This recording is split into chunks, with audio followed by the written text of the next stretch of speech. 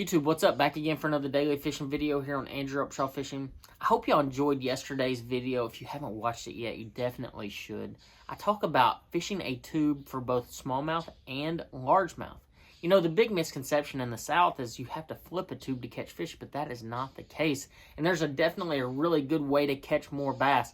So to find that out, you need to watch that video. But hey, real fast, guys, we're closing in on 20,000 subscribers. You heard that right. We started this journey about a year and a half ago, and we're almost at 20,000. It's all thanks to you guys. Thank you so much for doing that. I could not have this channel. I couldn't have this success without you. So big hats off to all of you, subscribers and followers and fans and family, whoever you are. Thank you so, so much. But hey, today's video, we're going to dive into the late summer bait situation. So it's not just, you know, the fish go shallow in the late summer, but the bait offerings also change. We're going to dive into that here in just a second.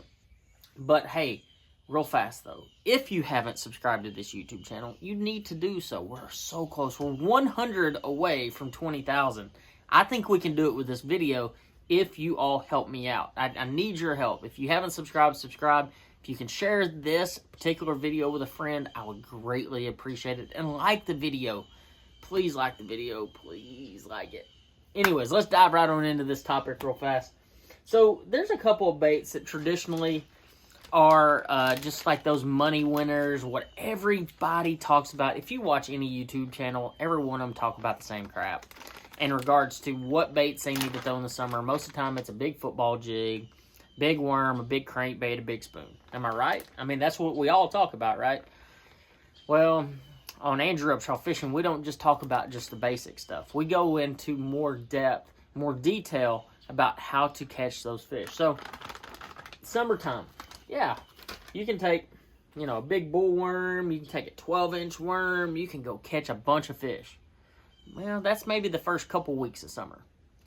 Well, as it gets a little bit hotter, and those fish have been out there longer, and they've had depth finders going over the top of them, they've been fished and pressured, and it's hotter, those fish change. We talked about it in a video not long ago, talking about how they go a bit shallower when it gets really hot. Well, there's another thing that changes, guys. It's the bait size. So with anything else, you have to adjust with the way that the fish move. So you're adjusting the depth.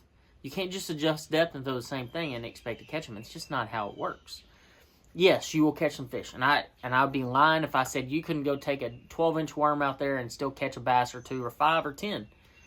But there's definitely better options. Now, I fished in the summer, in the heat of the summer, multiple times. I say multiple, like thousands of times. And one thing that I've always noticed is when it hits about mid-July, I kind of stopped getting as many bites on that 12-inch worm. I stopped getting as many bites on my 8-inch or 10-inch bull worm. I don't know what happens. I know the fish are there. I can see them on live scope. I can see it on my side view. See them on down view. See them pretty much in anything and everything, but I just can't seem to catch them. You know, I was actually fishing an evening tournament last night with my wife, and that was actually what the video was supposed to be about. But it literally was a monsoon. From the moment we launched, the moment we came in, it was miserable.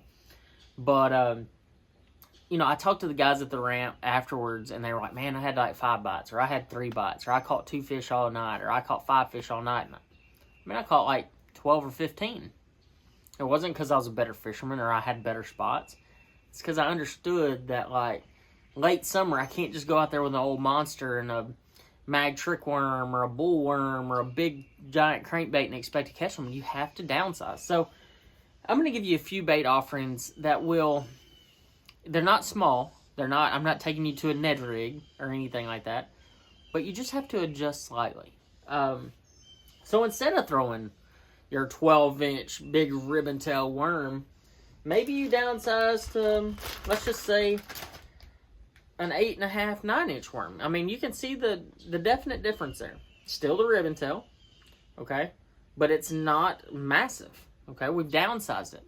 This just happens to be a Mag 2.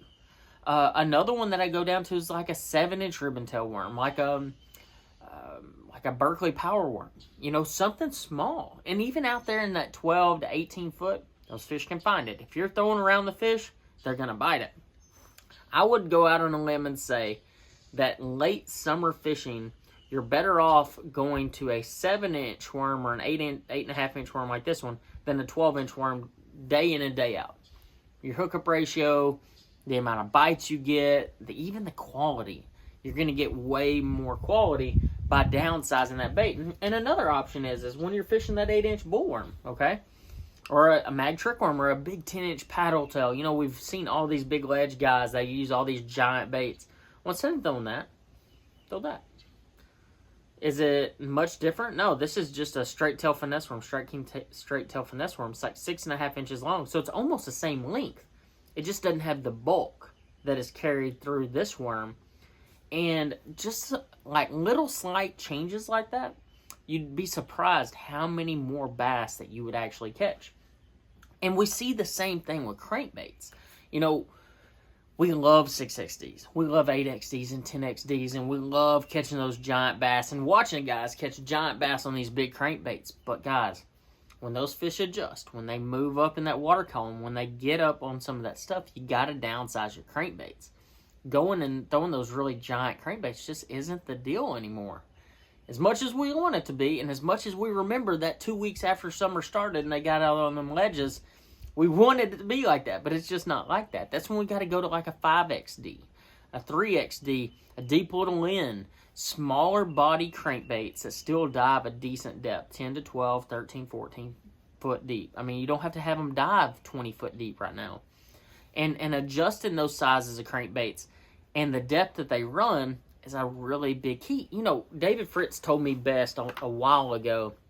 You know, I've known David for quite some time, and I still regard him as the best crankbait fisherman ever because literally he grew up in a time when crankbaits weren't that popular. There wasn't 50 different options of deep diving crankbaits, and there wasn't rods, there wasn't live scope, and he still went out there and kicked everybody's butt deep cranking. Yeah, you can sit there and say that, well, he had all those fish to himself, and maybe he did. But the guy went out there and did it when nobody else did it. So hats off to that guy. But one thing that he always told me, he's never been a big proponent of dredging a crankbait. His whole idea is to catch suspended fish that are either in timber, on rock, and really trying to understand at what depth those bass are sitting, or at what depth will they actually come up and eat the bait. Especially smallmouth. Like, his number one thing is you never dredge a crankbait for smallmouth. You always keep it up off the bottom because they'll come up and eat it because they're feeding. The more it dredges, the less action that bait actually has. It just kind of bumps along. So he wants his crankbait to always have that action, that hunting action. And that's a big key. So especially this time of year when you have the lake starting to get ready to turn over, the thermocline's coming up, they're suspending all over the place, suspending the top of timber and stuff. Throwing those medium diving crankbaits actually will bring you more success than throwing the really deep ones that are hitting the bottom every time you hit a crank. So paying attention to those little details in the late summer will absolutely get you more bites, bigger bites, and have a lot more fun on the water instead of getting so focused on what you did 2 weeks after summer started.